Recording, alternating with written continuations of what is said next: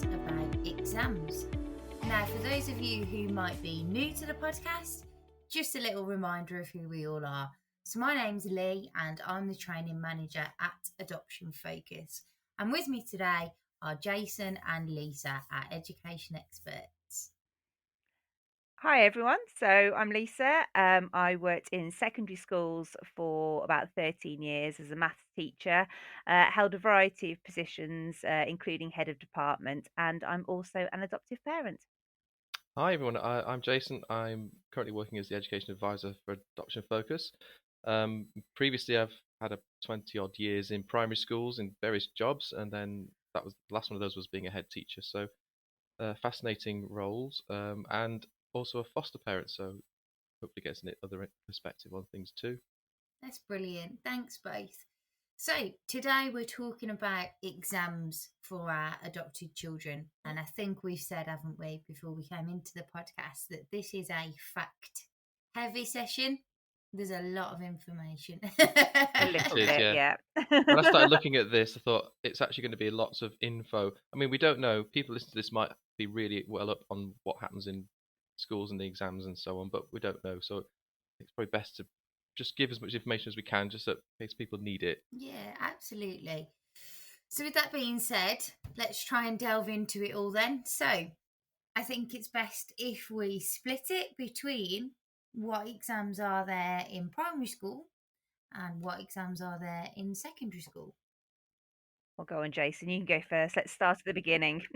Go on then. We'll start. I suppose it's logical, isn't it? Youngest first. Right. Okay. The first thing I was going to say is actually people might have an intuitive thought that their children are constantly doing tests and exams, and that might be a feeling that some people get if their children are in school. But it is true that actually pupils in the UK are amongst the most tested in the world, and particularly England. I was looking at some research that shows that in the UK primary schools, children take about 15 assessments across that time, whereas in the equivalent countries it's usually about 9. Aye. So it is quite heavy. So you have to question: is that helpful? Is it making education better? So there are lots of different kind of assessments that take place in primary schools, and the thing is, that makes it more complicated. It's different in depending on which nation of the UK you're in. I think most of what we talk about will relate to England because actually most of the assessments take place in schools in England. In Wales, for example, children take what's called national reading and numeracy test each year, but that's a little online test I think that children have to do. So I don't think there's anything high stakes. They haven't got big SATs tests to do at the end of the primary school. Scotland, they do tests, I think, at the start of it's not called reception, it's called P1, a bit like the baseline test that they do in England. And they do various tests, standardized tests in English and maths in years P1, which I think is equivalent to reception, and P4, which would be like year 4. So again, not many. In Northern Ireland, they're test through teacher assessment and so on. So again, no real formal test until you get out into secondary school. So it's in England in particular that the children are given, you might say, a raw deal if you don't think tests are good for children. I will say that schools don't think it's good either. I don't think schools enjoy giving these tests to children because I don't think they particularly find them helpful. A lot of the time, you just need to talk. The teacher will know their children really well. But there are, as we'll get onto it, I suppose, the reasons why these assessments are in place. So let's go to the English school. So the first thing that a child will have to do, well, they won't realise it, of course, because it's not meant to feel like a test, is as soon as they enter reception in September, within those first few weeks, they have to do what's called a baseline assessment. Now, that can involve sitting with an adult and doing some little activities and where they have to see if they can count and point at things and so on. And that's really just to see what they can do on entering school. However, those assessments aren't particularly helpful for the teachers because there's a very set sort of questions that they have to do in these baseline tests and send it off to the government and really, I don't think I know many teachers who've ever found those assessment data particularly helpful because they observe the children all the time anyway, so that's what they're doing. But hopefully the children won't feel like they're being sat doing a test when they're 4. But they are sometimes having to sit still and doing an activity which they might not want to do. Why would they? The next thing they have to do is in year 1, so around June, they will have to do their phonics screener. But again, because they're young, it's designed not to feel like a test, but it's a little bit more pressure, I suppose, because they have to sit in a room one-to-one with an adult, usually their teacher, and they have to try and read a whole series of words. And as long as they can say the words clearly, they get the tick for that word. And some of the words include things called alien words. So if you've got a child in year one or even reception who are doing these alien words and wonder what on earth it's all about, it's partly because it's to see if they can just use their phonics skills, in other words, just pronounce the words and blend them together to make a word, even if it's not a real one. And we'll probably talk about that a little bit later. But if you want to know more, it's 40 words altogether. They get progressively more difficult. And for years and years, the pass mark, or if there's such a thing, is 32. And every year the government holds back and doesn't release the pass mark. So every year the teachers think it's going to change. It's going to be different this year. It's going to be 33. It's going to be 30, and it keeps coming back as 32. I don't know what it was most recently. It may have changed, but that tends to be the sort of, so it's quite high, 32 out of 40. But generally speaking, 80+% of children usually get it. But there's a lot of work that has to be done prior to that, and there is a lot of evidence to show that good phonics awareness does support good reading, but it doesn't support every child in their reading. In year 2, the end of Key Stage 1 in England again, they will have to sit some SAT tests, and that's becoming much more like a test. There's a book of questions. They have to sit down and work through them. You can do them in a way that's a little bit more friendly and a little bit less onerous, but they still have to do them. Teachers are given a window of time in May to give the test, so there's a bit of flexibility. So they don't have to sit all the children down in one go necessarily, but sometimes they will. In the Key Stage 1 test that they have to do, the SATs, they have English and maths to do. Then you're going through into the Key Stage 2, and very recently the government introduced something called the multiplication check. Interesting choice of words there, because it's not strictly called a SAT test or something, but they have to do it. You've got no choice. Schools have to administer this check.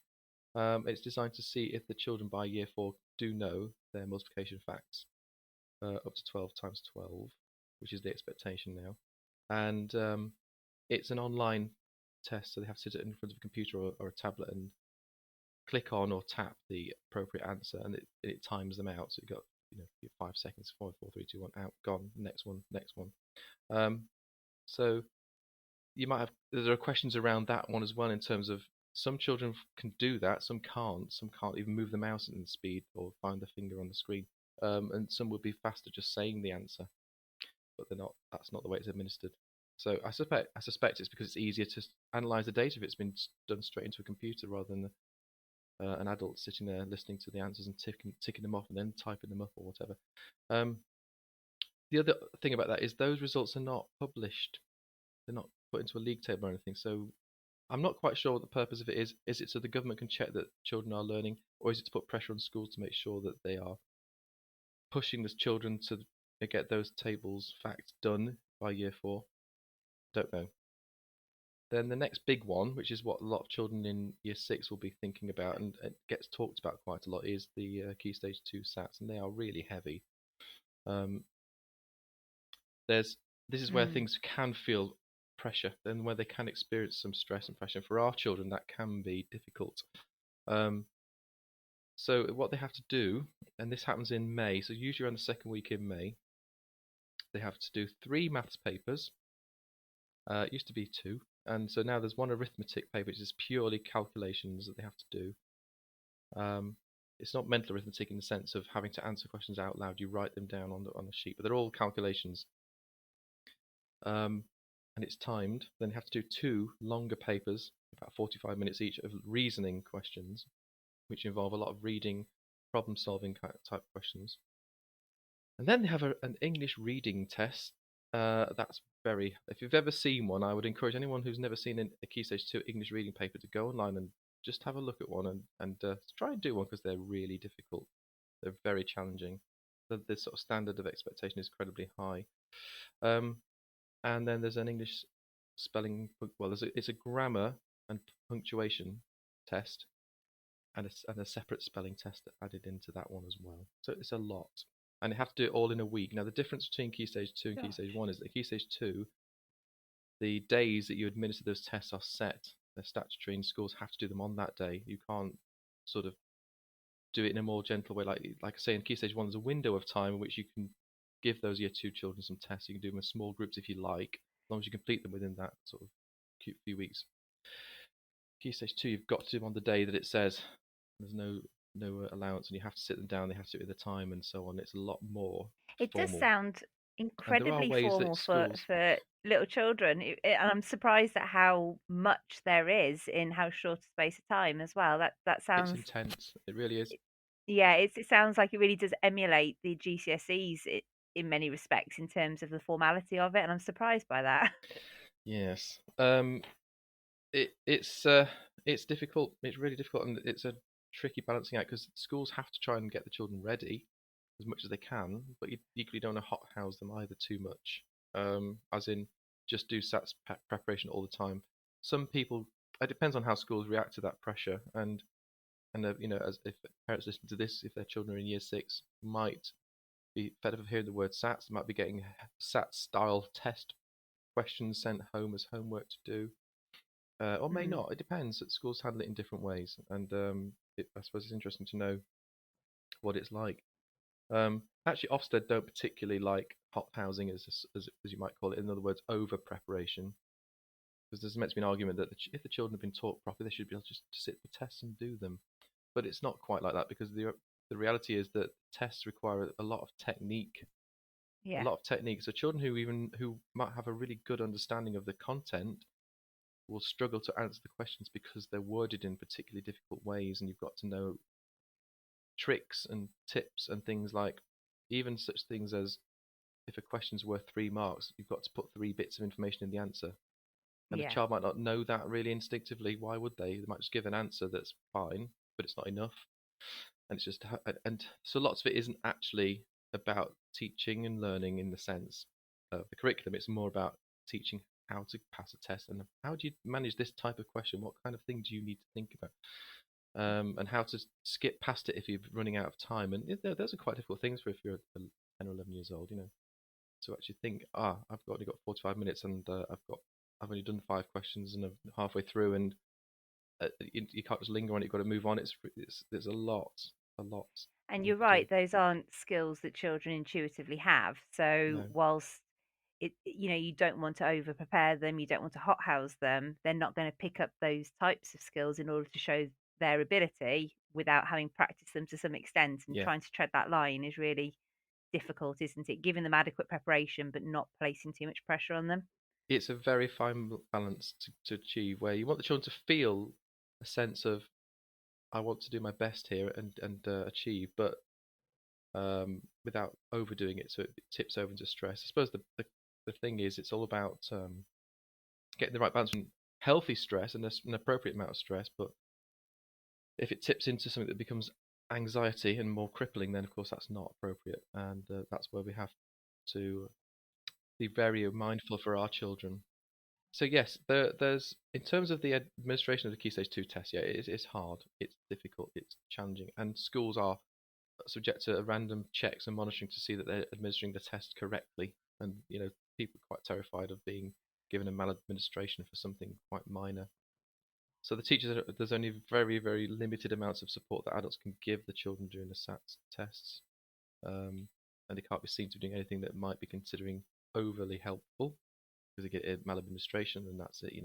It's a horrendous thing to be subject to. So yeah, people just pop by at random. So 10% of schools, I think, during the SATs week, get someone rocking up at the door with a clipboard, wanting to just watch what's going on, check that the tests are being administered according to the very strict guidelines.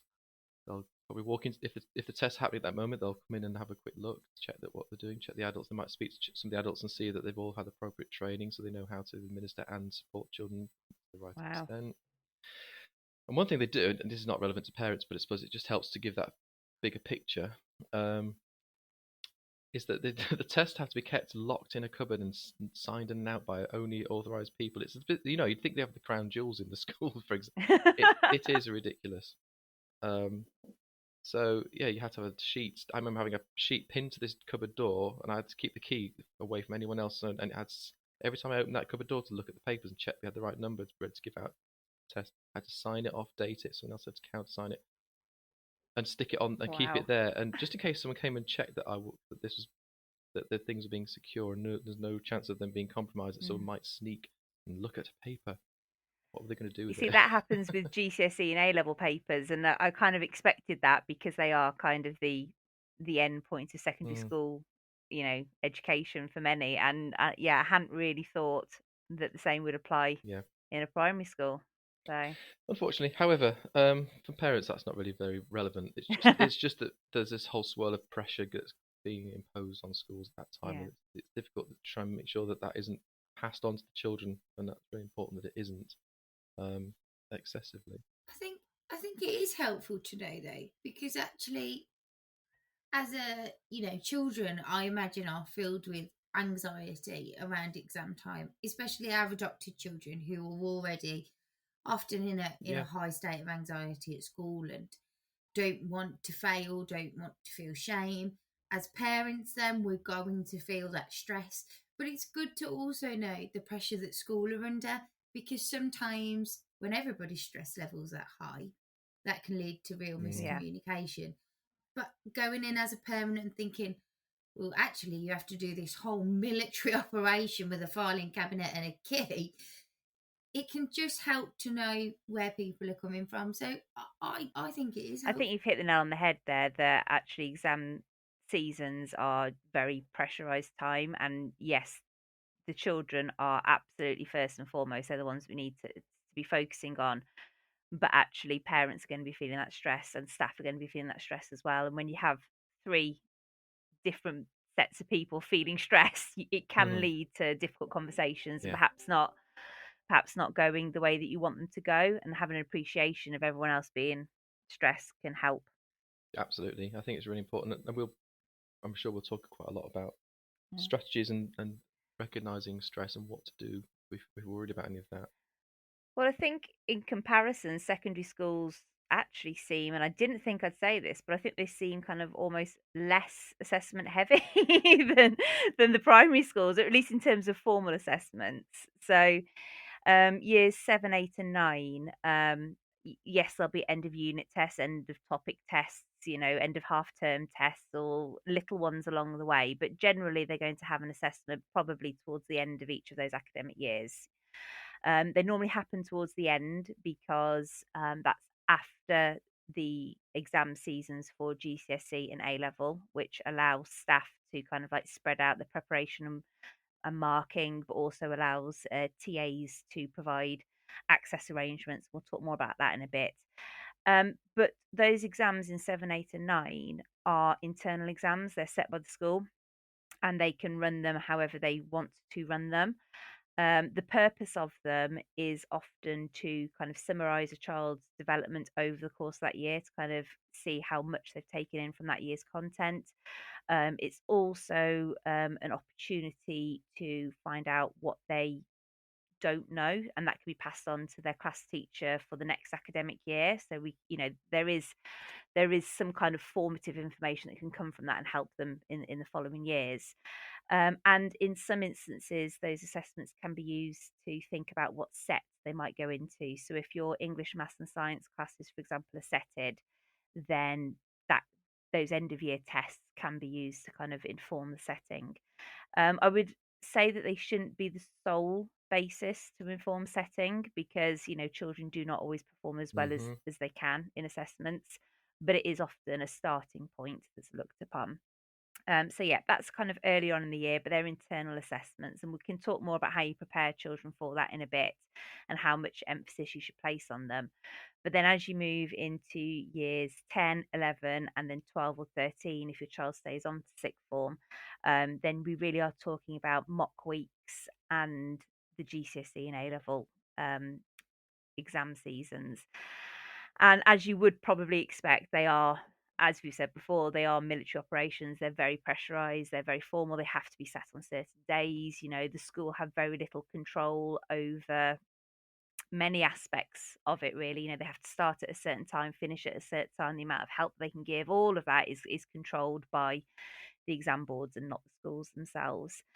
um, for GCSEs and A levels, you're looking at them starting sometimes as early as the end of April, and they can continue through to the middle of June. And mock weeks are set by the school, so they can happen at any time in the academic year. But if you don't know when the mock weeks are, any class teacher should be able to tell you. The mock weeks try and emulate as much as they possibly can what the real GCSEs or what the real A levels are going to be like. So you can find that actually during those latter years in a secondary school, the children are given a lot of experience of formal exams. And part of that is to inform the teaching so that teachers know what they need to cover, students know what they need to learn in preparation for the finals. But also part of it is to, as we discussed before, help the students, help the children to learn those exam techniques so they know how many bits there should be to their answer, how much time they should spend on certain things, and how to check their paper at the end, and all of that that isn't explicitly taught perhaps earlier on in their education. So yeah, those are the exams in secondary school. Well, actually, interesting when you said about some of that. I just forgot that schools, of course, do in primary schools do still do other assessments by choice. So Yeah, by choice. they'll get children to sit papers just to check that how they're progressing as well. Yeah. Which of course is good practice. You need to know where your children are, and that's not so necessarily sitting there in formal exams. But if you add that on top of anything that's statutory, it can be a lot of. What is the purpose of exams? I know that might sound, trite, but what is the purpose of all of these different exams for our children? I think different exams have different purposes, and some sets of exams can have more than one purpose. So, as I mentioned before, it can be to assess educational development, like how much have they understood. Um, it can be to assign a grade so that we understand that progress and we can measure that progress. It can be to find out what children have not understood so far. So, what gaps do we need to fill? So, it can be used to inform teaching. It can be used to think about ranking the students according to their ability, which can lead to setting them. Um, and it can also be used to think about how well a school is doing. A lot of assessments, yes, children get a qualification or a grade at the end of it, but if you think about those big formal ones, that is also assessing how well the school is doing their job. So yeah, I think there's quite a few purposes, and whether it's an internal one, an external one, whether children are given feedback, whether the information gets shared with other bodies, kind of lets you know kind of what the purpose of that specific exam is. Yeah, the purposes are very similar in primary.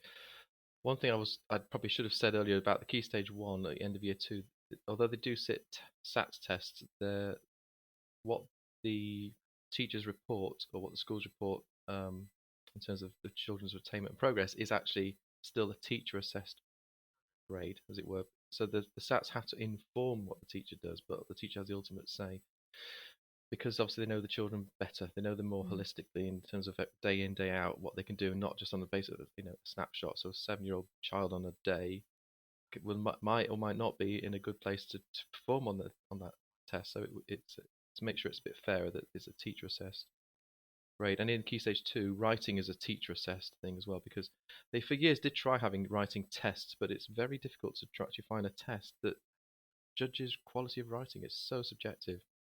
And again to set an artificial time that says you've got to write this in 45 minutes, go. Write a story, write a letter, write a report, write a non-fiction text, whatever it might be. Was recognised as not particularly effective, and so that's a good thing. That again, teacher assessment is used in that case. So yeah, it's used to perform. It does help schools to track what they're doing. If you've got some standardised data, because it's comparative, you can compare it to other schools. If you want to moderate, schools do moderate their results with each other, with other schools in the collaborations and families or mat trust and things like that. So it can help there. But one of the things, of course, it does as well is holds them to account. So, for example, the Key Stage 2 tests, they look at progress from Key Stage 1 as one of the measures. So Ofsted will be quite keen to know how, and when SATs, and when results are published online for every school, which has to be, one of those things is apart from the actual attainment, where they got to at the end of Key Stage 2 and then the end of Year 6, it's also looking at how much progress they made from the end of Year 2. and that's another measure against which, because a child might do quite well at the end of year 6, but they were doing really well at the end of year 2, and perhaps they could have done even better at the end of year 6. So, progress might not have been as good as it could be, which has some argument there. That's true, and so it is used partly, and it used to be used a lot more for holding schools to account until quite recently. So Ofsted, for example, used to put a lot of emphasis on those results. The schools were really under the pressure to get good results, so that their Ofsted grades would be at least good.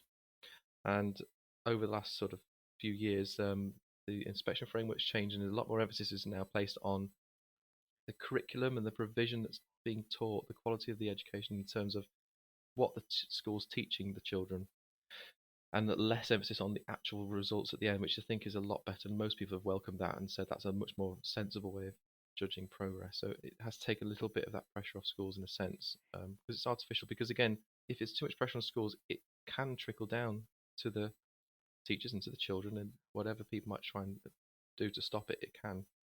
So it is used for those reasons. Some people worry a great deal, particularly I know parents, and I remember used to worry a great deal about, not so much about the scores the children are going to get at the end of year 6 particularly, but they were much more worried about the impact that might have on where they go into year 7. So I'd be interested to know whether, Lisa, some parents are really worried that if they get a score it's not so good on their SATs, that suddenly they get put into an ability group in year 7 that's not really suitable for them, and then suddenly they're stuck, they're labelled, and they're never going to be able to move out of it.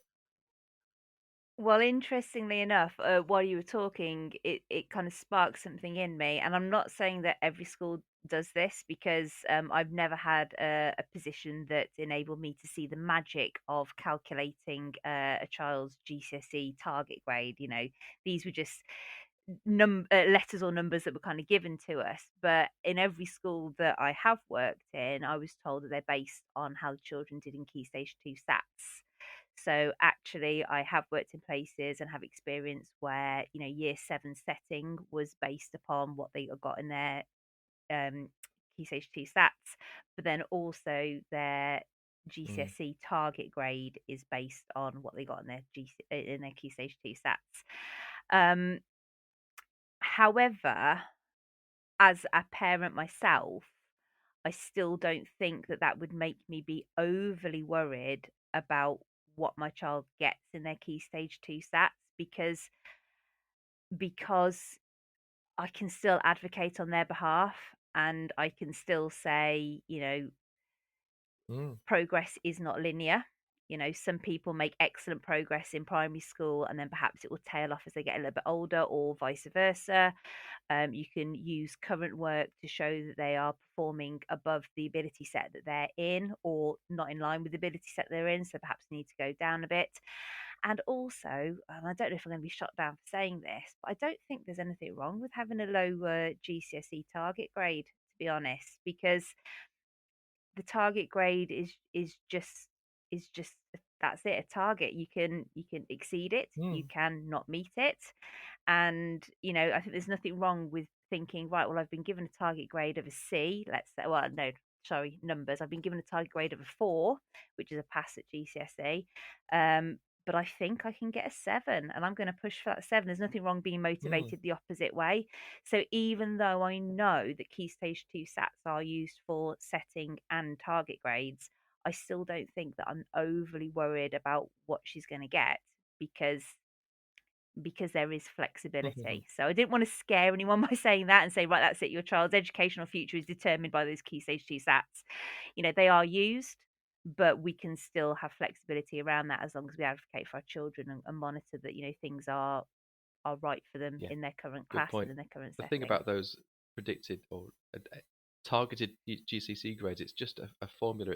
It's a algorithm that a computer generates. Says children who've achieved this standard in their Key Stage 2 have a 80-90% whatever chance of achieving this at GCSE. Therefore, that's their track. That's their trajectory. But they may not be. And our children don't, as you said, don't necessarily progress. Children anyway progress at faster and slower at various points in their educational lives. But our children in particular will have much more of those peaks and troughs due to all kinds of circumstances and things that are going on. Yeah. So it's really important that we recognise that. I remember again from the experience of our teachers in year 6 used to work really, really hard with the teachers in year 7 from the receiving secondary school just meeting to talk about the children, about every single child one at a time, about their background, their needs, how they learn, all those sort of things to help them, so that they felt that at least the teachers who are having them in the secondary school would feel better prepared.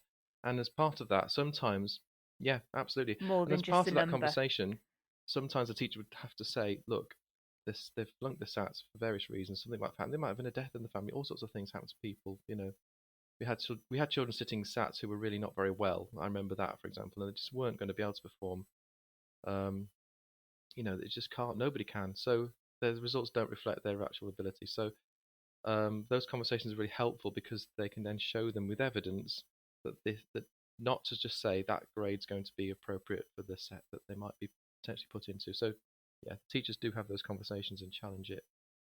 So that is good to Yeah. know. But yeah, as parents, it's absolutely right to advocate and just have those conversations as well. And sometimes what I remember, some parents would come back to us as a primary school, who, even if the children had left a while back, and said, I just check, because at the moment, second, maybe in year 7 or 8, they'd say, this is where they seem to be, and is this, I don't know, it doesn't sound right to me. I mean, what were they like? Do you remember what they were like here? And sometimes you'd say, no, they were absolutely amazing. They were flying, really flying. So I don't know what's happened there. So we sometimes have those sort of conversations Mm. too. That helped the parent then to go back to school and say, actually, you know, something's wrong. We need to find out what it is. Something's wrong here. Not necessarily Something's gone the amiss. school's doing Yeah. wrong, but something's going wrong, that the child's suddenly starting to trail off Yeah. slightly. Is there any extra support that our adopted children can get with exams or around exam time? Well, I think if I think specifically about exam support, so not kind of like, the softer kind of more emotional support, then specifically because a child is adopted, then the answer is no, you're not going to get extra support because of your adoption status. But there are what we call access arrangements for exams. So these are things that help children to achieve their fullest potential. And common access arrangements that you see are to get extra time in an exam. So it could be 25% extra time, could be 100% extra time in some instances. And these are for children who perhaps have difficulty writing. Perhaps they're a little bit slow with their writing, they're a little bit slow with their reading, perhaps they're a little bit slower at processing and interpreting what the question might want. So you can apply for extra time. You can also have a reader, you can have a scribe, you can have rest breaks if that's something that your child needs. It's also possible to sit exams in a smaller room. So perhaps children who feel overly anxious about sitting in a big hall with the rest of the school or the rest of the year group, perhaps if they feel better and perform better in a smaller environment, then that's a possibility as well. But these all have to be assessed and then subsequently awarded. So it's not something that you can say to the school, give them extra time or give them a reader. There's like an exam access arrangements assessment process that needs to be gone through, and the school conduct it. And as long as a child meets a certain criteria, that they can have those access arrangements. But it's not on adoption status. It's to do with their kind of how they work and how they learn and how they communicate, both in the written form and orally as well. So I hope that helps a little bit. Is it the same in primary? It is exactly the same. Yeah, it's exactly the same as that. Everything you just listed is precisely what happened. Again, in Key Stage 2, in England, because of course, if you're children in Wales and Scotland, Northern Ireland, this is not something that's relevant. But yes, they can have all those things. And actually, if one thing is an automatic case is if your child has an education and health and care plan, they automatically get 25% That's extra good to time know. straight away. Yeah, so it's all those additional things. And if they have dyslexia, for example, that's another reason why it can be, like you said, it's part of their processing potential difficulties and writing I and so think, on.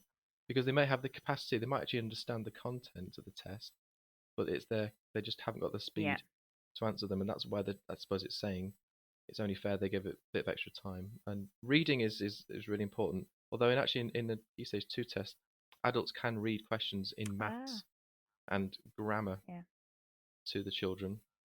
but they can't say some of the words. And say, example, they can't read out the fraction because the child's supposed to recognise that fraction Yeah. number. So they can read out the words of the question and not the actual number bit. It's just a bit weird. But I understand the reason. It just feels weird when Yeah. you're doing it like It that. sounds a You bit say, odd. what is of 15? And it's about to say quarter or something there. So Senny. So you got to be careful. But yeah, that reading is something that's a bit more Mm. routine. I But think it's fair to say that, a lot of teachers are kind of on the lookout for students who do need access arrangements. And so it is a really common thing in school to have a word with the Senko and say, look, I think this child may need extra time. Can we put them forward? Have they been assessed? But it's also equally common for parents to approach us to say, I think my child might benefit from X, Y, and Z. Have they been assessed for exam access arrangements? So it's certainly a conversation that you want to have with them. That assessment process can take some time, and I would recommend starting it. If it hasn't been picked up at primary school and you think in years 7, 8, or 9, try and get that started as early as possible, because once those access arrangements are granted, then they should be made available for all internal and external exams, be that an end of unit test, an end of topic test, an end of year test, a formal GCSE. They should be in place for all of them. So if you can get them sorted sooner, then your child can benefit from it earlier. Yeah, I still think it's important as in primary schools, if, as a parent, you want to know that your child, or you think the child might need it, then by all means to ask the school just to see Yeah. if it's on their radar already. Because I do know of cases where parents of actually children who were adopted thought their child, in fact, one of them did have dyslexia, as I think about it in this case, and went to school. The school thought, well, don't think she needs it really. I think we're all right. It's kind of seemed very vague and very. And she was kind of thinking, I do. She knows she's got dyslexia. It's not. It has been identified officially. It's not a case of. We all Yeah. know she struggles to process and she can't read this very quickly. And, well, she seems all right because she sits at the back and gets on. It was kind of went a bit invisible, and I felt that parent did have to really argue their case quite a lot in order to get anything. So you'd sometimes have to do that. Yeah, thinking back on my career, I've taught a lot of A-level maths, and it wasn't unusual for a child to have not been assessed for access arrangements until they got to A level, because actually they were bright, they were capable, Mm, they were, succeeding, they were achieving their targets. The teachers thought that they were doing well, they were getting on with it. But that's actually just because they weren't necessarily overly challenged. hmm They were capable enough to deal with the material that was in front of them.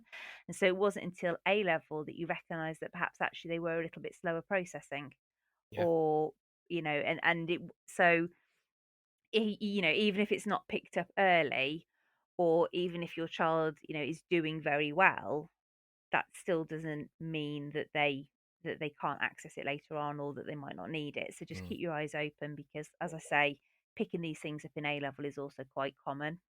And as a parent, what can I be doing at home to help my child with exams? Should I be encouraging, pushing them to revise or prepare? And if so, how much should I be leaving it to school?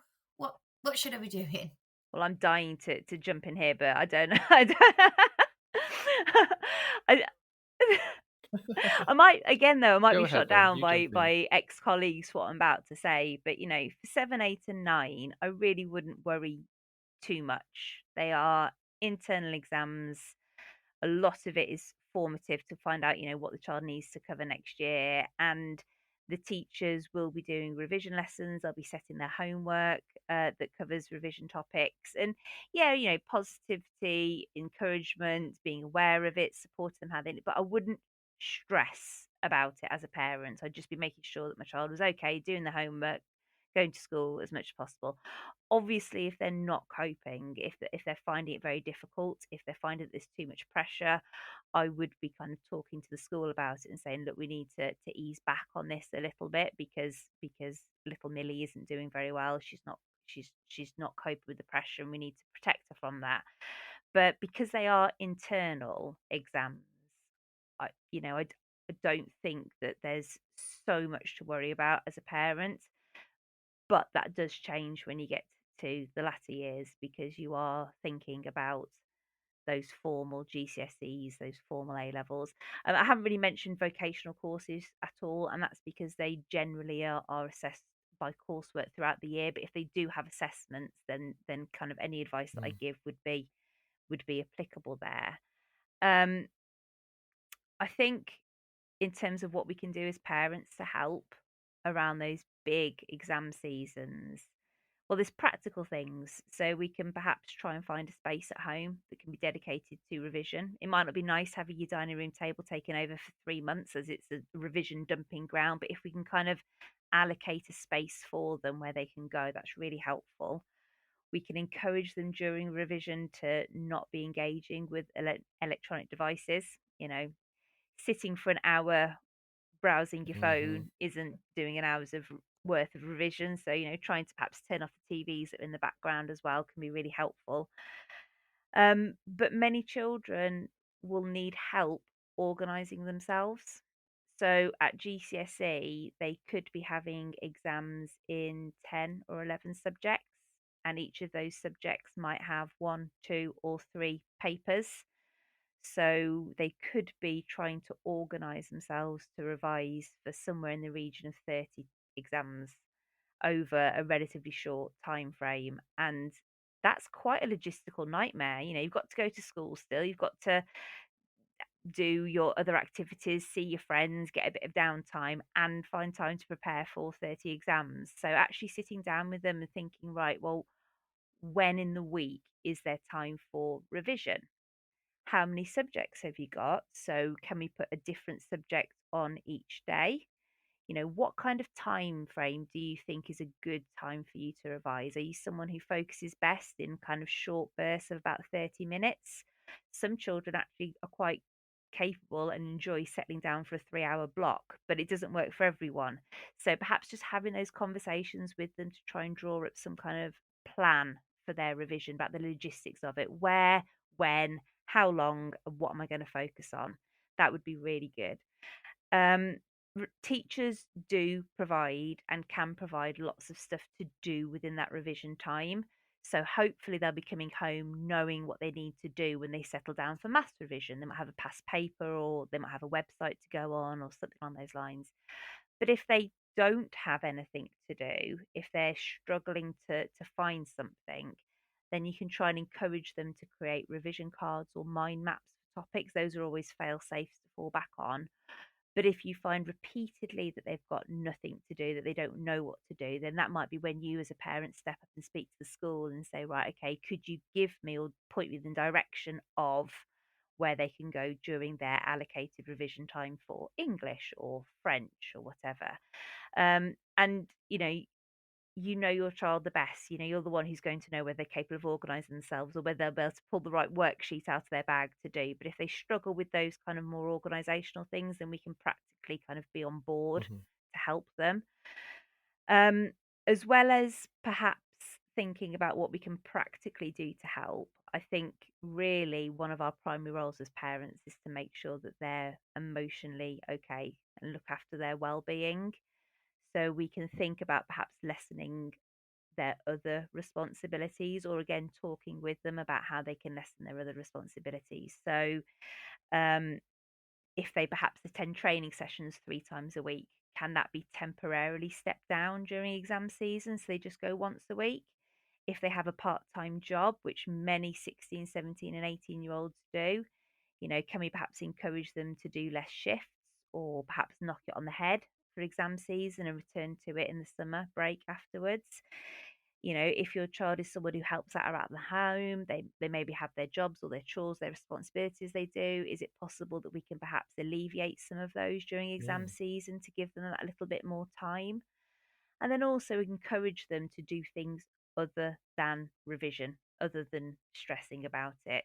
It is important that they see friends. It is important that they have some exercise. Just walking the dog around the block and getting some fresh air is going to be really beneficial. And I know it's difficult with this age group, 16, 17, 18, but can we encourage them to get some sleep, have an early night? can we encourage them to look after themselves, to perhaps think about their nutrition a little bit? Can we help them make some good choices to eat some vegetables and drink some water and all of those things? We need them to be functioning well over a long period of time. So looking after their physical and mental health, I think, is really important, and something that as parents we're kind of in the position to control. I mean, it's very difficult thinking about advice because some children are going to need a kick up the bum, a therapeutic kick up the bum, obviously, not an actual kick up the bum. They're going to need kind of motivating and pushing. So perhaps you can talk to them about their options. Where do they want to go? What are they doing this for? What is it that's going to excite them to kind of really give it the best that they can? But then other children are going to be so overwhelmed and so stressed out that we're going to be wanting to protect them from that, and we're going to be wanting to let them know that it's okay to do your best. You've done Hmm. your best. I'm proud of your best. That's all we want. The grade at the end of the day is absolutely immaterial. It doesn't matter whether our children are high achievers, middle achievers, lower achievers. It really doesn't matter. We want them to get through the other side of this exam season having given it their best shot, whatever that looks like.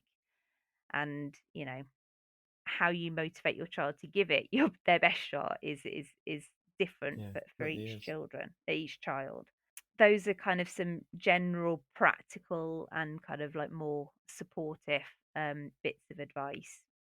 But I would also just like to say, if it gets too much, if it really is overwhelming, it is okay to say, okay, let's forget some of those subjects. You're studying for, let's say, 30 exams for GCSE. It might be more like 9 or 12 exams for your A level. Let's pick one subject. Let's pick two subjects to focus on, to really kind of like do our best in. And the others, let's just see how they go. Communicate that to the school. Let them know that you've made that decision. It's okay.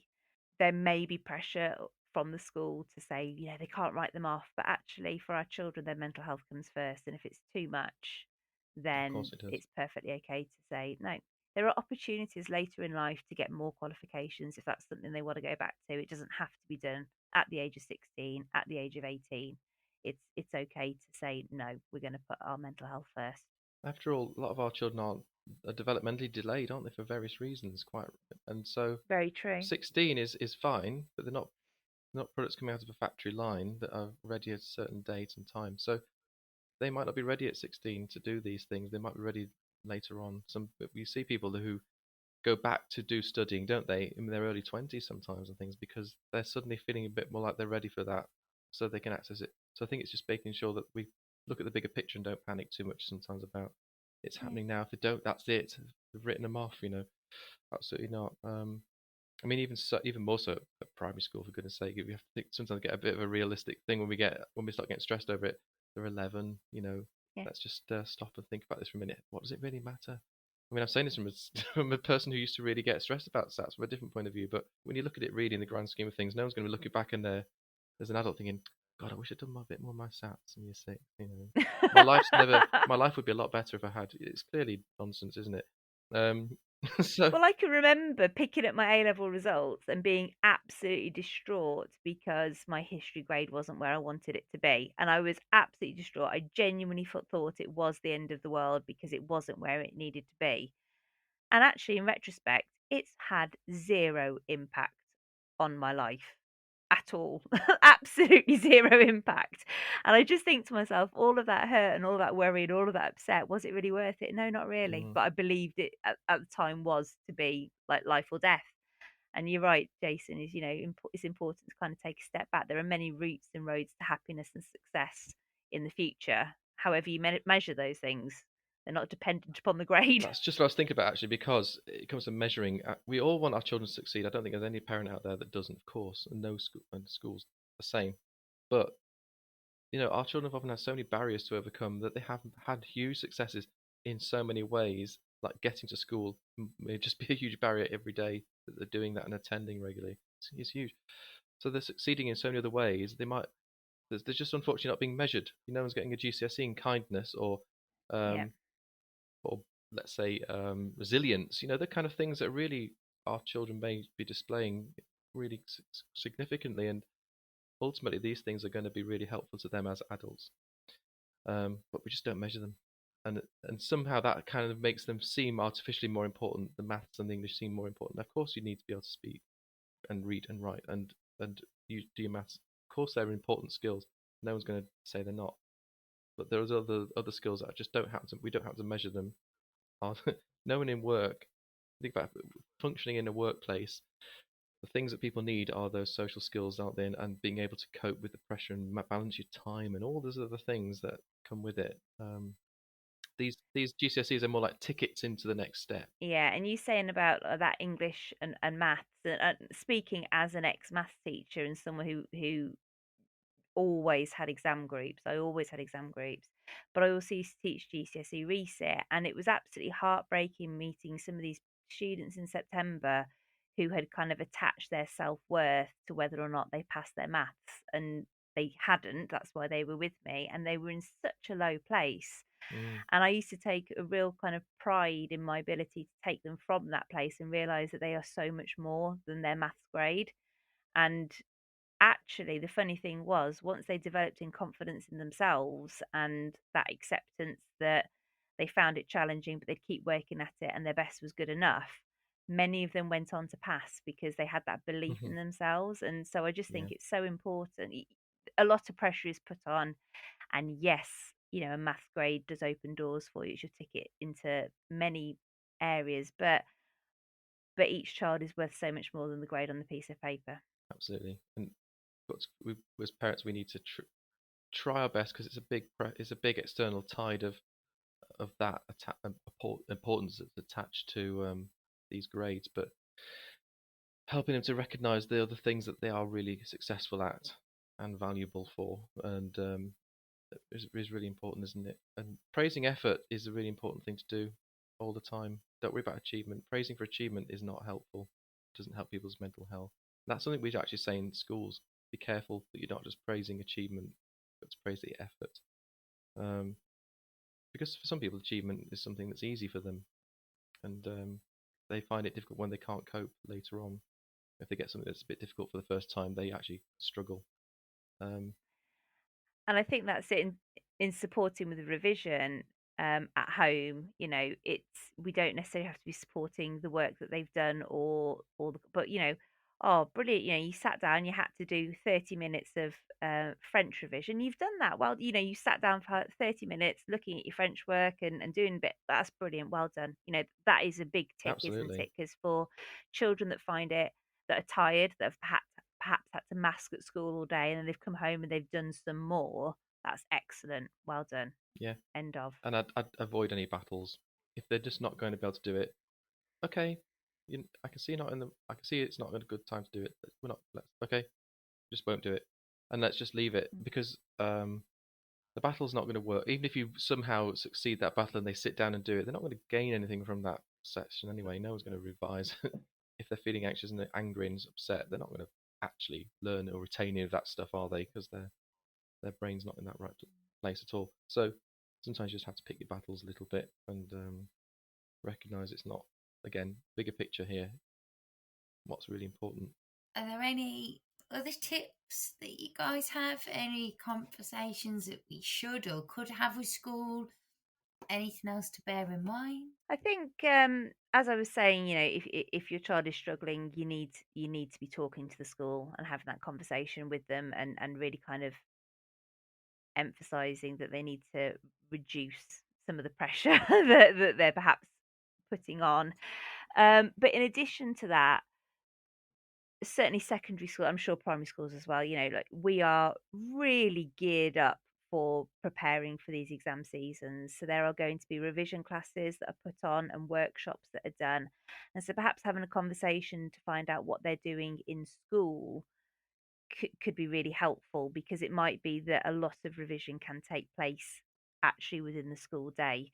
I've run breakfast clubs before on the run up to exams. So kids used to come in and have their breakfast and do a bit of maths with me and their friends. And, there isn't often a substitute for having a professional there to guide them, because they have the right resources, they know what they need to be focusing on, they can link it into what was going on in the classroom as well. So, it might be a breakfast club that you could do before school with your mates. It could be popping into a 20-minute session at lunchtime. There might be something after school as well. So finding out what they've put on and what they're doing above and beyond the normal is often useful, because then that can mean that when children come home, they don't have to get it all out again, because they've put that revision into the school day. They can actually get a good break before they go back and do it all over again the next day. So that would be my tip. That's good. That reminds me actually of something that we used to do. Lots of schools do this in year 6, which is do some after school SATs booster sessions, which are straight after school for about 45 minutes, an hour most of the time. Completely voluntary. Teachers, of course, giving up their time. Children don't have to turn up, but honestly, it was always found it really heartwarming to see how many of them did come, how many of them actually turned up. And I'm talking about children here that struggle academically, that would still come. And we did the sessions in such a way that they were a group, so that the content was aimed for different abilities. So, and we just made it feel comfortable, and the children could sort of pop in from one group to another if they felt it was too easy, can go to the other one. If it was too hard, to come back to the one that was a little bit less onerous. And nobody felt they had to turn up, and it wasn't like they missed anything. But that was enough. Once they did that, that's plenty. Don't do any more at home, please. And that was always quite nice to see, because you think perhaps children that find school difficult think that perhaps the last thing I want to do is come back, but they quite liked it, because it wasn't. We tried to make it so it wasn't just like being in another extra class in a sense. They were still doing some practice, but it was very light. We tried to keep it light. You've reminded me that it's actually quite common for secondary schools to put sessions on within the Easter holidays and the half-term holidays as well. In fact, I can remember spending my 30th birthday doing a full day's revision for the GCSE exam that was the following Monday. So it was holiday time. It was my 30th birthday, and I spent it with a bunch of 16-year-olds preparing for their GCSE maths exam. But as Jason said, you do try and make those events more fun so that they get something out of them. We had cake, we had music, we spent lunchtime out in the sunshine.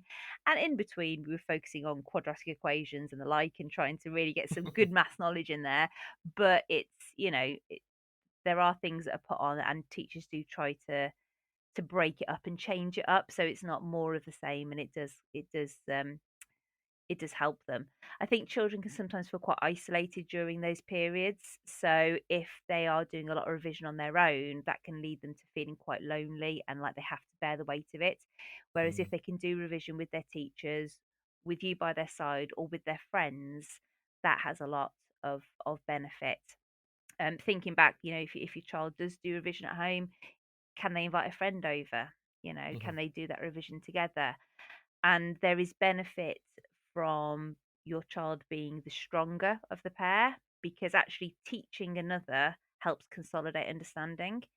But then also, if your child's friend is perhaps stronger, then they get taught to push themselves that little bit more as well. So, trying to keep those connections either through in-school revision or revision with friends is really important to avoid them feeling isolated. Yeah, I think in terms of things I would say, there's 2 things I would say, which you probably have covered in this, is as far as you can, keep things normal at home. Okay, amongst everything else, keep the routines, keep things as normal, do your stuff that we do as families, have your quality time together, so that the exams and or the tests just become a part of the life. It's a fact of life, but it's only a small piece. It's not the whole thing. It doesn't sort of dominate.